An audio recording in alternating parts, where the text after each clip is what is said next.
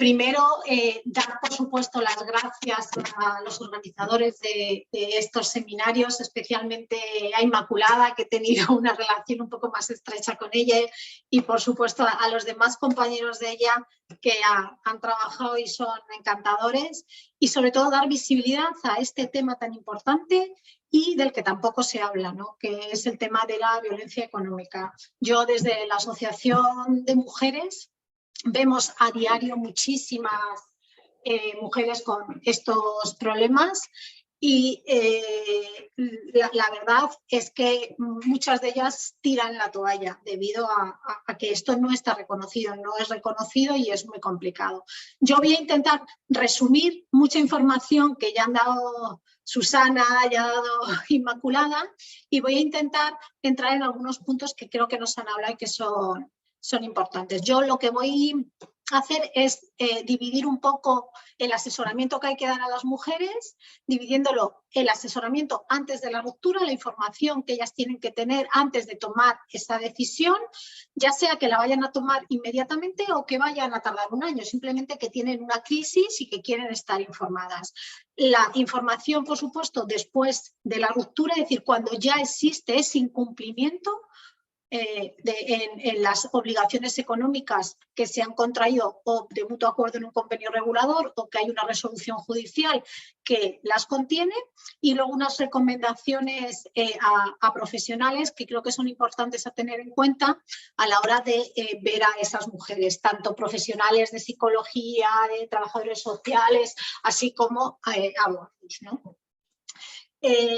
Pues antes de la ruptura yo siempre digo a la persona que coge la cita a esta mujer, ¿no? Es muy importante, que lo ha dicho Inmaculada, que acudan acompañadas. Es muy importante.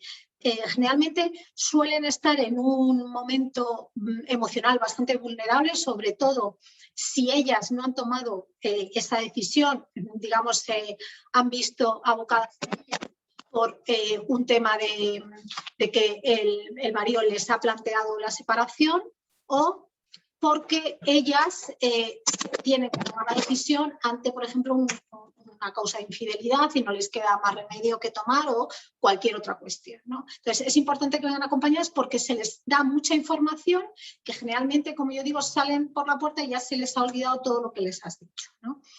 Independientemente del momento en el que estén, ellas tienen que conocer que hay documentación que deben de tener siempre fuera del domicilio. No es necesario que sean originales, eso les agobia mucho.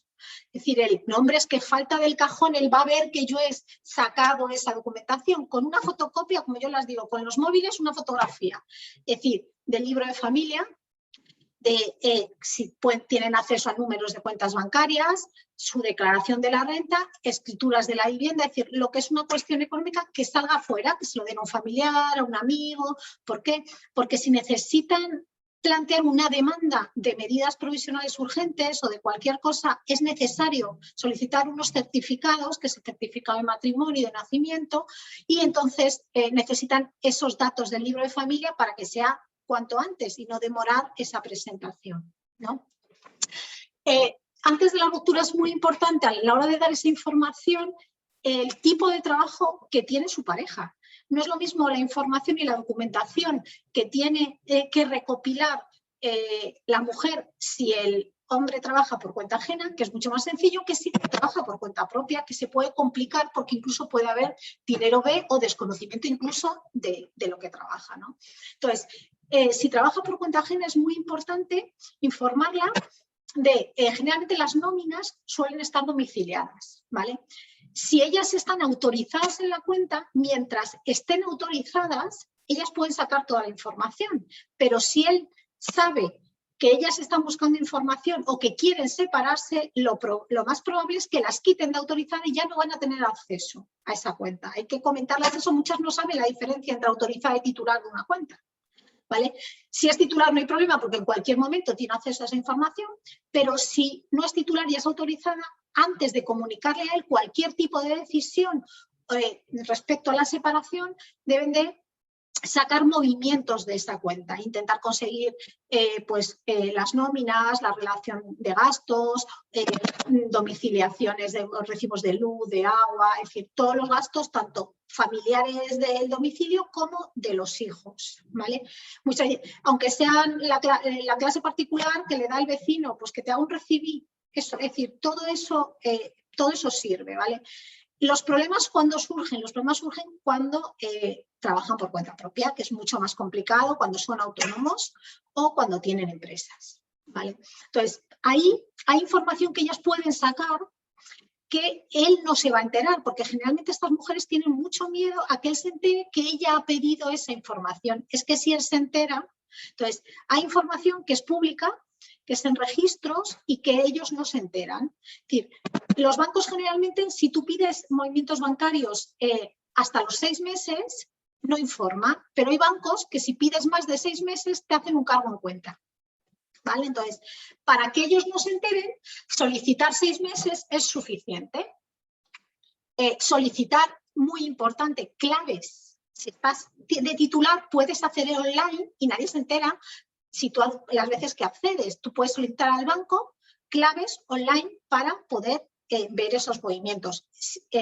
Aquí en la asociación muchas de ellas no saben ni encender un ordenador en algunas ocasiones, aunque no lo creamos y son relativamente jóvenes.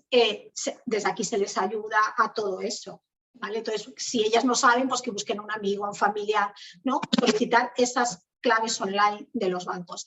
Y luego, si tienen sociedades, es decir, son empresarios, pueden solicitar en el registro mercantil, porque es información pública que ellos no se enteran que ellas han pedido esa información, las cuentas, las últimas cuentas anuales que presenta esa empresa.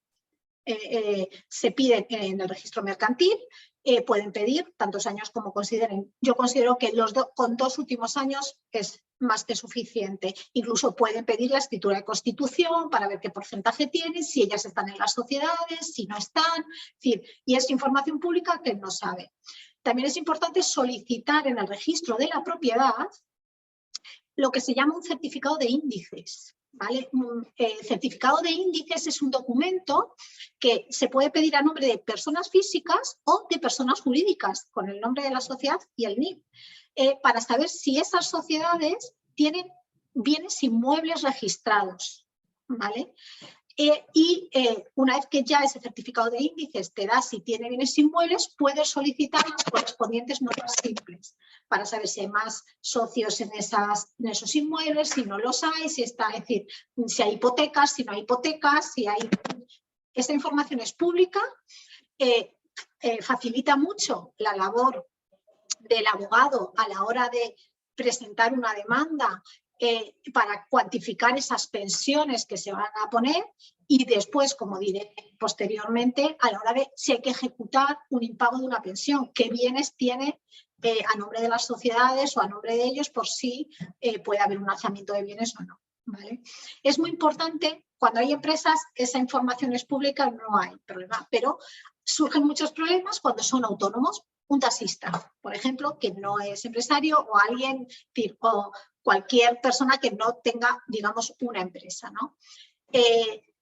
¿Cómo puedes probar ese dinero, lo que ganan, qué empresa tiene, un carpintero, me da lo mismo, cualquier profesional libre? Bueno, pues importante, muchas de estas personas, muchísimas, en una agenda con boli, y esto tienen todavía sus agendas de lo que cobran, de los clientes que tienen, pues intentar conseguir eso, que es fácil. Muchas veces muchas dicen, pues sí, pues en casa viene y rellena eso. Pues esa documentación de su puño y letra es importante, porque hay muchas veces viene la relación, presupuestos que hacen, nombres de clientes, las tarjetas de visita que ellos presentan, inclusive como las cosas que hay colgadas en las páginas web de internet donde ellos, digamos, se venden, ¿no? Como fontaneros, es decir, toda esa información que no parece importante, sí es importante. Y últimamente, como algo llamativo que a mí me ha servido en un juicio, aunque parece una tontería, es muchos autónomos van con su propio coche o su propia furgoneta. Los tickets de aparcamiento de zona que se dejan en el coche Eso prueba el movimiento que está teniendo esa persona, pues si soy fontanero o soy carpintero, estoy yendo a diferentes casas y el ticket de aparcamiento de la hora, que en casi todas las ciudades tenemos la hora, pues esos tickets demuestran que está trabajando. WhatsApp, mensajes, donde me está diciendo que llego más tarde porque estoy trabajando. Es decir, toda esa prueba que me demuestra que él está desarrollando una actividad, ¿no? Para demostrarle, en este caso al juez, que está trabajando. Luego, para minimizar ese impacto o ese perjuicio económico, antes de iniciar cualquier proceso, creo que es muy importante que abran una cuenta corriente. Si tienen la nómina en la cuenta común, esto es cuando ya es inmediato, lo ha comentado Inma en las recomendaciones que han hecho tan bonitas, pues abrir una cuenta corriente y domiciliar la nómina en esa cuenta común. Hay una cosa muy importante que yo resalto y que suele generar muchos problemas y no se da importancia. Creo que es importante asesorarlas, decirlas que los gastos personales importantes los saquen de la cuenta común y los domicilien en una cuenta propia. Muchos hombres, cuando se van a separar, lo que intentan es, además, pues acosarlas más y dejarlas sin ningún medio de comunicación. Cambiar el número de teléfono les puede provocar que es un teléfono que han dado para conseguir trabajo. Si les da de baja el número de teléfono, se quedan sin ese medio donde pueden llamarlas. Entonces, domiciliar su número de teléfono en una cuenta corriente. Si ellas no tienen cuenta, pues en el de un familiar, en el de un amigo, para no perder el número de teléfono y poder seguir recibiendo llamadas si es el número que han puesto en su currículum o en sitios oficiales. Eso es importante, porque muchas se ven luego que es que han perdido el número y se ven completamente perdidas, que es que pierden todos los contactos que tienen, ¿vale? Luego, tener un ahorro personal. Sé que en muchas cosas es muy complicado, pero cuando tú ya estás viendo que tienes una crisis de pareja, es importante, a ver, va a sonar muy feo como lo digo, pero que desvíes una parte de ese presupuesto familiar, cada uno, lo que cada uno pueda, a una cuenta personal, porque si no tienes apenas ingresos y de un día para otro él saca todo el dinero, te puedes ver sin nada de ingresos. Es importante intentar hacer ese ahorro personal. Por supuesto, no firmar ni préstamos ni avales, ni líneas de crédito, porque muchos autónomos obligan a las mujeres, porque no les permiten de otra manera, que están en las empresas, firmar esas líneas de crédito. No se deben de firmar esas líneas de crédito. Revocar cualquier poder que se haya dado. Generalmente esos poderes se dan cuando son empresas familiares, en muchos casos ellas son administradoras, pero el que lleva el negocio es él, pues hay separación de bienes, ella es la administradora, pero han hecho separación de bienes porque él tiene deudas o por lo que sea, pero entonces hay que revocar esos poderes. Tener información de ese control de ingresos y gastos, es muy importante para saber sobre todo que la cuestión económica a la hora de pedir esas pensiones de alimentos o esas pensiones compensatorias. Cambiar, he puesto a solicitar las claves bancarias, que es lo que comentaba antes, pero incluso si él conoce tus claves bancarias, porque en un matrimonio yo puedo conocer las de mi pareja y en las mías, cambiar esas claves para que ya no tenga acceso a ninguna información bancaria ni económica tuya. Y informarse de la titularidad de las cuentas. Yo he tenido algunos asuntos que ellas no sabían ni que son titulares de las cuentas. Entonces, es importante ir al banco con el que tú habitualmente consideras que trabaja y solicitar esa información. Y antes de comunicarle la decisión de separación, sacar el 50% de los saldos de las cuentas. Yo siempre digo uno puede sacar el 100%, ¿vale? Cuando se están gananciales uno puede sacar el 100%, pero yo digo que lo justo y lo honesto es sacar el 50%, ¿vale? Porque es lo que te corresponde, digamos, legalmente, ¿vale? Esto es la información que se las debe de dar, yo creo que cuando acuden a cualquier profesional. Me da igual el tipo de profesional que sea, aunque acudan porque se encuentran muy mal y tienen depresión. Es decir, hay que informarlas de esto porque luego puede ser tarde.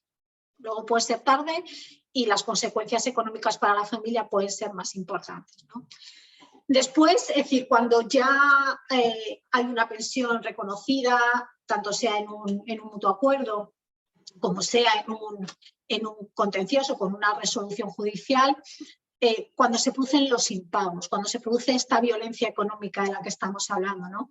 Yo lo he querido dividir, es decir, es independiente si hay impago de hipotecas o de préstamos familiares, los impagos de pensión de alimentos compensatorias o simplemente impagos de IPC, es decir, que no se actualiza el IPC, aunque se pague la pensión mensual, pero no se actualiza el IPC, y los impagos de los gastos extraordinarios. Voy a intentar ser muy concisa en cada uno de ellos.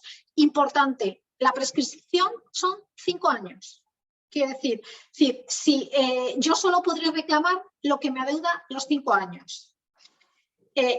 Respecto al IPC, que es muy importante, el IPC siempre se puede actualizar. Lo que es la actualización del IPC no prescribe, prescribe la deuda que tenga de atrasos, pero no la actualización. Es decir, si yo hace 10 años tenía una pensión de 200 euros, yo la puedo actualizar a fecha 2020 o 21. Esa no me prescribe, es decir, pero sí los atrasos solo podré reclamar los últimos 5 años. ¿Vale? Eso es importante.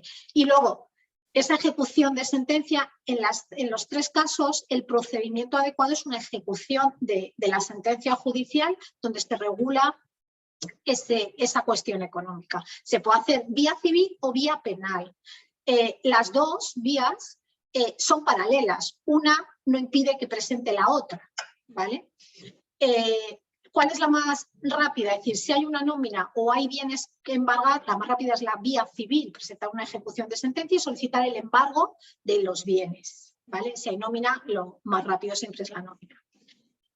La vía penal, lo ha comentado Susana antes, generalmente ellos se lo saben que son o 2 meses consecutivos o 4 alternos, incluso pues si son 300 pago 120, no pago la totalidad, o te pago 100 euros a primeros de mes, 50 euros a final de mes, y entonces no deja de ser, es decir, lo pago, pero te estoy fastidiando porque, claro, los recibos te vienen como te vienen, o como hasta que no te llega esa denuncia, tú lo puedes pagar, a lo mejor he presentado la denuncia y ya te he pagado yo antes de que me llegue esa, y entonces ya no hay, es más complicado. Entonces, siempre es la vía civil la más rápida y generalmente la más efectiva, porque la vía penal suele tardar bastante más.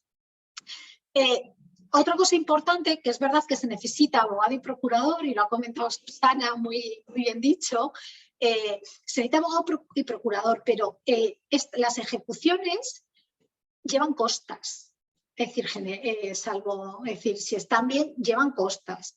Las costas es verdad que solamente se podrán cobrar si él tiene nómina y hay bienes para embargar, porque si no tiene nómina y no hay bienes, igual que no cobrará la pensión, no se cobrarán las costas, ¿no? Pero bueno, las ejecuciones suele haber generalmente condena en costas. Es decir, eso significa que a él también deberá abonar los honorarios del abogado y el procurador de la mujer que ha interpuesto esa demanda.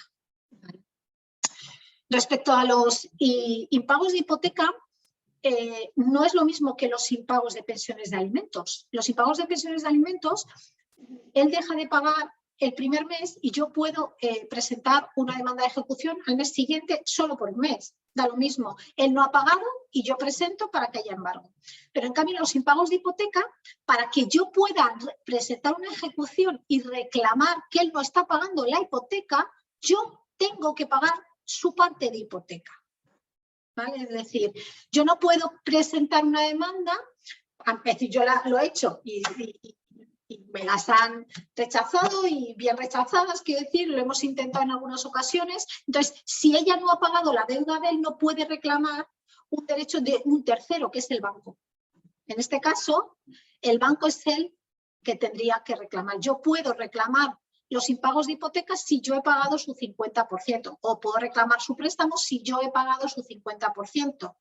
Y entonces me tiene que abonar lo que yo he pagado por él. Los impagos de pensiones es importante, yo siempre se lo digo, generalmente, como es verdad que aunque llevan costes o procesos no inmediatos, que intenten acumular deuda, no más de 5 años, dependiendo también de las circunstancias económicas de cada mujer. Hay algunas que pueden acumular más tiempo y otras que no. La actualización del IPC sí se suele recomendar que acumulen, porque es que suelen ser cantidades que a una señora le puede venir bien, pero es que el 0,5, el 0,8% anual es recomendable que acumulen por lo menos unos años. Y luego, algo que me parece muy importante y de lo que no se suele hablar mucho o incluso no se puede pedir mucho, no se suele pedir es el anticipo del Fondo de Garantías de Alimentos. ¿Vale? El Fondo de Garantía lo que hace es adelantar parte de la pensión de alimentos entregando unos anticipos. ¿Vale? Es verdad que este Fondo de Garantía hay que cumplir unos requisitos. ¿Vale? La cuantía no es más de 100 euros. ¿Vale? Independientemente de la pensión. Si es verdad que si la pensión establecida en sentencia es inferior a 100 euros, la cantidad que yo recibiré será la que está establecida en sentencia. ¿Vale? Y el plazo máximo que se va a cobrar esa pensión son 18 meses. ¿Vale? Es verdad que esta pensión se puede cobrar de manera continua, consecutiva, los 18 meses consecutivos, o en algunas ocasiones, que muchas mujeres sí que no lo saben, es yo cobro 3 meses, de repente él vuelve a pagarme otra vez, yo tengo obligación de comunicarlo al Fondo de Garantía, se interrumpe el plazo porque él me está pagando, pero si vuelve a dejar de pagar, los meses que me falten hasta los 18 meses puedo volver a cobrar. ¿Vale? Entonces, creo que es importante conocer que se puede pedir el Fondo de Garantía de alimentos, ¿no? Luego, el tema de los gastos extraordinarios. A ver, el tema de los gastos extraordinarios es verdad que genera muchísimos conflictos. Muchas mujeres vienen y ya no pueden reclamar el gasto extraordinario. ¿Por qué? Salvo que sea de necesidad médica o alguna cosa. ¿Por qué? Porque antes de generar ese gasto tienes que comunicárselo a él. Tienes que avisarle que existe ese gasto. Mandarle el presupuesto de ese gasto. ¿Vale? Y mandarle un escrito fehaciente por Burofax, sé que es un costo, correo electrónico con acuse de lectura, de recibo, es decir, donde quede constancia que él tiene conocimiento que existe ese gasto y tiene que autorizarlo. Y es cuando si no lo autoriza, es cuando se solicita, digamos, la autorización judicial del gasto. Pero hasta que no hay ese proceso, él no está obligado a pagarlo. ¿Vale? Es decir, a ver, está obligado como padre de esos hijos, pero no puedo reclamarle ese gasto si yo no he iniciado ese proceso. ¿Vale? Y una vez que ya está reconocido ese gasto extraordinario y él incumple, es cuando yo puedo reclamarle el gasto extraordinario. ¿Vale? Pero no decir, bueno, es que voy al dentista, le empasto la muela, me ha cobrado 80 euros y ahora le digo, tienes que pagar 80 euros. Si no se lo has comunicado previamente, es muy probable que no lo tengas que pagar. ¿Vale? Entonces, es importante que sepan esto.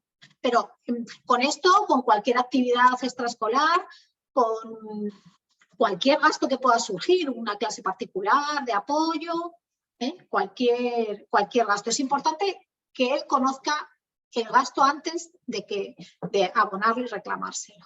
¿Vale? Y luego, voy a finalizar con las recomendaciones a profesionales. Es muy importante y no se hace con frecuencia. Yo cuando hablo con compañeros, ¿no?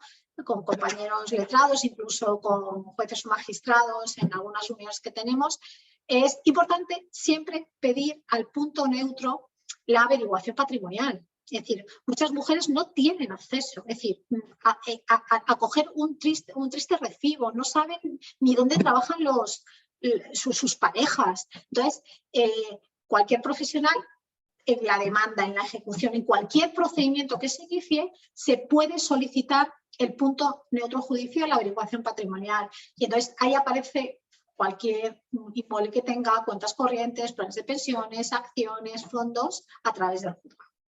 Eso a ellas que se agobian bastante cuando dicen, no, es que yo no puedo averiguar nada. Pues decirlas que el abogado puede solicitar esto. También se puede hacer de oficio por parte de los jueces, pero generalmente el abogado no lo pide, no lo suele pedir. ¿Vale? Voy a dejar la segunda medida para el final, que me quiero un poco, porque creo que es algo muy importante. Algo importante que hay que decirles a las mujeres una vez que tienen las sentencias, registrar el uso del domicilio familiar en el registro de la propiedad. Eso puede evitar que si él pide algún préstamo o avala con su parte de vivienda, si es privativa, que se conozca que hay un uso del domicilio familiar para unos menores. Eso puede impedir que pueda avalar con esa vivienda o pueda pedir un préstamo con esa vivienda. ¿Vale? Entonces, registrar el uso del domicilio familiar, el coste que tiene es, hay que pasar la sentencia, la resolución judicial por Hacienda, que tiene coste cero, la presentación en Hacienda no cuesta nada, y luego hay que llevarlo al registro de la propiedad. Una vez que ha pasado el documento por Hacienda, es que tiene un coste, no es muy alto, depende del registro, pero no suele ser un coste muy alto, suele costar los 80 euros, 100 y algo, registrarlo, pero sí puede garantizar que no avalen ni pidan préstamos con mi vivienda. ¿Vale? Incluso cuando la vivienda es privativa de él y el uso lo tiene adjudicado la mujer, es decir, ella no tiene ni propiedad en esa vivienda, para que él no pueda venderla a terceros, que no podría, pero bueno, se puede hacer de manera, si registra el uso de esos menores, pues siempre queda anotado en el registro. ¿Vale? Luego, en los convenios reguladores, creo que los abogados en este caso deberíamos de intentar que la carga económica, sé que muchas mujeres no quieren, pero que la carga económica no quede recogida todo en la pensión de alimentos. Es decir, si yo puedo regular la pensión de alimentos y que el pago del colegio se abone por el padre en su totalidad o el 50% o en el porcentaje que corresponda, si hay incumplimiento de ese pago del colegio, que sea el colegio quien se lo reclame a él y no que vaya asumido a cargo de los alimentos, que es un concepto más global. Yo últimamente cuando redacto los convenios lo hago así y claro, ella puede pagar su parte de colegio si es lo que han acordado y el colegio tendrá que reclamárselo a la otra parte, pero ella ya tiene un cargo menos del que hacerse cargo. Creo que eso es importante. Así como la penalización en caso de incumplimiento. Es decir, yo siempre, últimamente algunas veces en los convenios, cuando hay impagos de hipoteca, sobre todo en los pagos de hipoteca, ¿no? Si él no paga la hipoteca, pues que haya algún tipo de penalización, además de pagar la hipoteca, pues que si ella lo paga, pues un interés más elevado del que pueda corresponderle legalmente en la reclamación. Es decir, que eso le suponga a él un coste añadido en caso de ese impago. Y yo suelo recomendar generalmente cuando hay mucho riesgo de que él pida préstamos, firmar capitulaciones matrimoniales, sobre todo cuando van de mutuo acuerdo, aunque firmen un convenio regulador. ¿Por qué? Porque yo firmo el convenio regulador hoy, estoy en gananciales, pero la sentencia me pueden llamar a ratificar en el mes de noviembre y diciembre. Durante todos estos meses, él puede pedir préstamos que yo sigo en gananciales, porque hasta que no tengo la sentencia firme, yo no estoy en separación de bienes. Entonces, en muchas ocasiones es recomendable, cada caso particular habría que estudiarlo, pero afirmar esas capitulaciones matrimoniales. ¿Vale? Y el punto que he dejado para el final, que es la solicitar medidas de gestión y administración de bienes comunes, a ver, es un punto que generalmente no se suele pedir, lo podemos pedir los abogados. Es verdad que cuando se pide, los jueces, por el motivo que sea, son muy reticentes a concederlo, sobre todo cuando hay empresas. Cuando hay empresas, hasta que se inicia el proceso de liquidación de gananciales, que es donde la mujer puede recuperar parte del patrimonio, ¿vale? Es decir, todo el patrimonio cuando es ganancial es al 50%, pero generalmente la administración de los bienes, si son empresas, suele recaer sobre ellos. Entonces, hasta que yo liquido la sociedad de gananciales, él puede de alguna manera descapitalizar esas empresas.